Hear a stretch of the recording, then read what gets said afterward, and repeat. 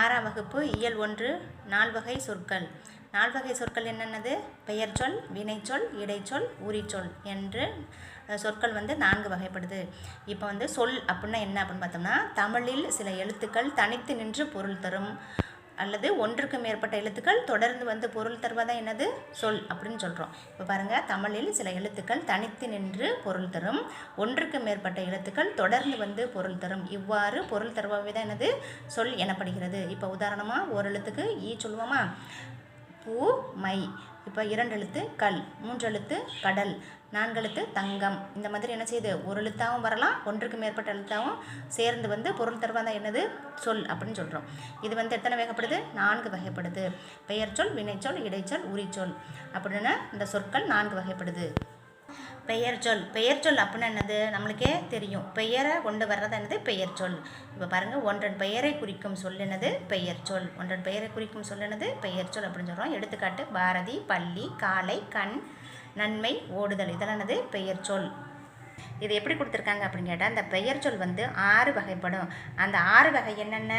பொருட்பெயர், இடப்பெயர், காலப்பெயர், சினைப்பெயர், பண்பு பெயர், தொழில் பெயர். இந்த அடிப்படையில் இந்த எடுத்துக்காட்டு நம்மளுக்கு கொடுத்துருக்காங்க. அப்போ பொருட்பெயருக்கு என்ன வரும்? பாரதி. இடப்பெயருக்கு இடத்தை குறிக்கக்கூடியது பள்ளி அப்படின்னு கொடுத்துருக்கா. அப்போ இடப்பெயர்.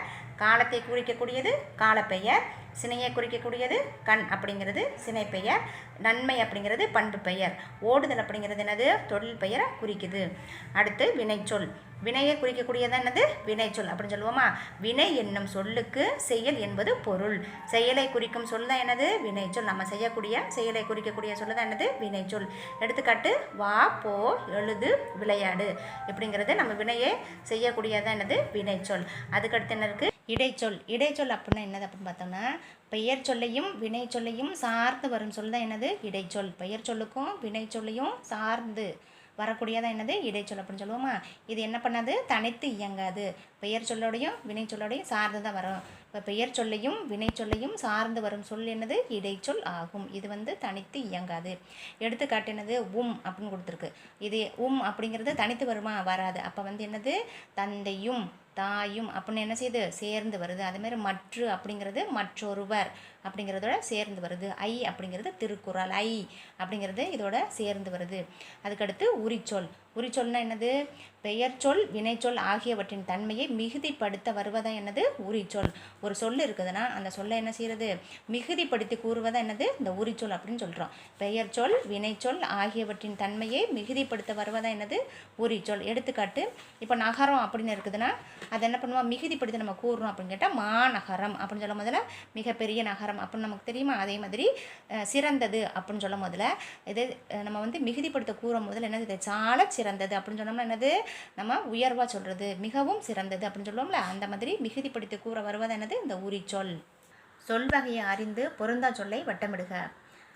படித்தால் ஐ மற்று கு. இதில் ஐ மற்று கு அப்படிங்கிறது என்னது? இடைச்சொல். அப்போ படித்தால் அப்படிங்கிறது என்னது? வினைச்சொல். அப்போ இதுக்கு தான் என்ன செய்யணும்? நம்ம வட்டமிடணும். அதுக்கடுத்து மதுரை, கால், சித்திரை, ஓடினான். அப்போ ஓடினான் அப்படிங்கிறது வினைச்சொல். அப்போ இதுக்கு நம்ம வட்டமிடணும். சென்ற, வந்த, சித்திரை, நடந்த. இதில் சென்ற, வந்த, நடந்த அப்படிங்கிறது என்னது? வினைச்சொல். சித்திரை அப்படிங்கிறது பெயர் சொல். அப்போ சித்திரைக்கு வட்டம் போடணும். அப்புறம் மாநாடு, ஐ, மற்று. இதில் ஐ, மற்று அப்படிங்கிறது இடைச்சொல். மாநாடு அப்படிங்கிறது உரிச்சொல். அதுக்கடுத்து குறுவினாக்கள். முதலாவது, சொல் என்றால் என்ன? தமிழில் சில எழுத்துக்கள் தனித்து நின்று பொருள் தரும், ஒன்றுக்கு மேற்பட்ட எழுத்துக்கள் தொடர்ந்து பொருள் தரும். இவ்வாறு பொருள் தருபவை சொல் எனப்படும். இப்போ சில எழுத்துக்கள் தனித்து நின்றோ அல்லது ஒன்றுக்கு மேற்பட்ட எழுத்துக்கள் தொடர்ந்து பொருள் தந்தால் அதுக்கு பேர் தான் என்னது? சொல். இப்போ எடுத்துக்காட்டு ஈ, பூ, மை, கல், கடல், தங்கம். இரண்டாவது, சொற்களின் வகைகளை எழுதுக.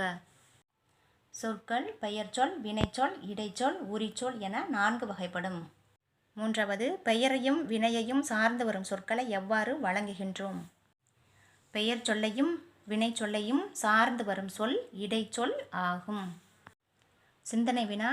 4 வகை சொற்களில் தனித்து இயங்குபவை எவை? எடுத்துக்காட்டுகள் தருக. 4 வகை சொற்களில் தனித்து இயங்குபவை பெயர்ச்சொல், வினைச்சொல், உரிச்சொல் ஆகியன ஆகும். எடுத்துக்காட்டு பெயர் சொல்லுக்கு என்ன போடலாம்? மனிதன், பாரதி, கண். வினை சொல்லுக்கு வா போ எழுது. உரி சொல்லுக்கு சாலச் சிறந்தது மாநகரம். கீழ்காணும் பத்தியை படித்து வினாக்களுக்கு விடை எழுதுக. இந்திய விடுதலைக்கு பாடுபட்டவர்களுள் ஒருவர் வ.உ. சிதம்பரனார். வ.உ.சி. அவர்கள் தமிழிலும் ஆங்கிலத்திலும் புலமை பெற்றிருந்தார். அவர் வழக்கறிஞர், எழுத்தாளர், பேச்சாளர், தொழில் சங்க தலைவர் என்னும் பன்முக தன்மை பெற்றிருந்தார். ஆங்கிலேயரின் கப்பல்களுக்கு போட்டியாக உள்நாட்டு இந்திய கப்பல் நிறுவனத்தை தொடங்கியவர். 1906 அக்டோபர் 16 சுதேசி நாவாய் சங்கம் என்ற கப்பல் நிறுவனத்தை பதிவு செய்தார். வ.உ.சி. சென்னைக்கு செல்லும் போது பாரதியாரை சந்திப்பதை வழக்கமாக கொண்டிருந்தார். மேலும் பாரதியார் பாடல்களை விரும்பி கேட்பார். முதலாவது என்ன கேட்டிருக்கு? சுதேசி நாவாய் சங்கத்தை நிறுவியவர் யார்? யார்? சுதேசி நாவாய் சங்கத்தை நிறுவியவர் வ.உ. சிதம்பரனார். இரண்டாவது, வ.உ.சி. சென்னைக்கு செல்லும்போது யாரை சந்திப்பதை வழக்கமாக கொண்டிருந்தார்? வ.உ.சி. சென்னைக்கு செல்லும்போது பாரதியாரை சந்திப்பதை வழக்கமாக கொண்டிருந்தார். மூன்றாவது, வ.உ.சி. அவர்கள் யாருடைய பாடல்களை விரும்பி கேட்டார்? வ.உ.சி. அவர்கள் பாரதியார் பாடல்களை விரும்பி கேட்டார். நான்காவது, வ.உ.சி. அவர்களின் பன்முக தன்மைகள் யாவை? வ.உ.சி. அவர்கள் தமிழிலும் ஆங்கிலத்திலும் புலமை பெற்றிருந்தார்.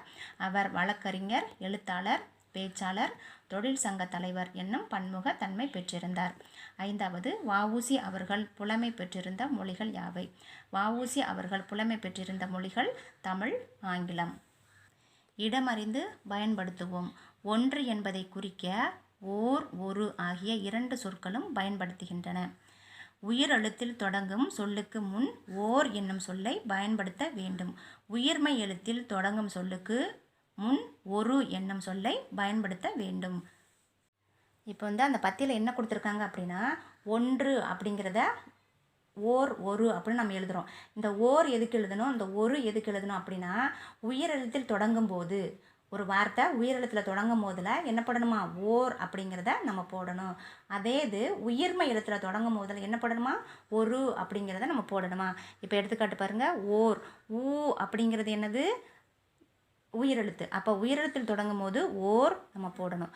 அதே மாதிரி உயிர்மை எழுத்தில் போடும் போதில் என்ன போட்டிருக்காங்க? ஒரு அப்படின்னு போடணும். சரியா? இப்போ ஓர் ஏரி அப்படிங்கிறது, ஏ அப்படிங்கிறது உயிரெழுத்து. அப்போ ஓர் ஏரி. கா அப்படிங்கிறது உயிர்மெய் எழுத்து. அப்போ உயிர்மெய் எழுத்துக்கு என்ன போடணும்? ஒரு அப்படிங்கிறது போடணும். இவை போலவே உயிரெழுத்தில் தொடங்கும் சொல்லுக்கு முன் அஃது என்னும் சொல்லை பயன்படுத்த வேண்டும். உயிர்மெய் எழுத்தில் தொடங்கும் சொல்லுக்கு முன் அது என்னும் சொல்லை பயன்படுத்த வேண்டும். இதில் என்ன சொல்லியிருக்காங்க அப்படின்னா, உயிரெழுத்தில் தொடங்கும் முதல்ல என்ன பயன்படுத்தணுமா? அஃது அப்படிங்கிறத பயன்படுத்தணும். உயிர்மெய் எழுத்தில் வர முதல்ல என்ன பயன்படுத்தணுமா? அது அப்படிங்கிறத பயன்படுத்தணும். எடுத்துக்காட்ட பாருங்கள். இது உயிரெழுத்து. அப்போ உயிரெழுத்துக்கு முன்னாடி எதை பயன்படுத்தணும்? அஃது அப்படிங்கிறத பயன்படுத்தணும். அப்போ அஃது இங்கே உள்ளது. அதுக்கப்புறம் இது உயிர்மெய் எழுத்து. உயிர்மெய் எழுத்துக்கு முன்னாடி என்னத்தை பயன்படுத்தணும்? அது அப்படிங்கிறத பயன்படுத்தணும். அப்போ அது நன்றாக உள்ளது. கீழ்காணும் தொடர்களில் உள்ள பிழைகளை திருத்தி எழுதுக. என்ன கொடுத்துருக்கான்னு பாருங்கள். அதே தான்.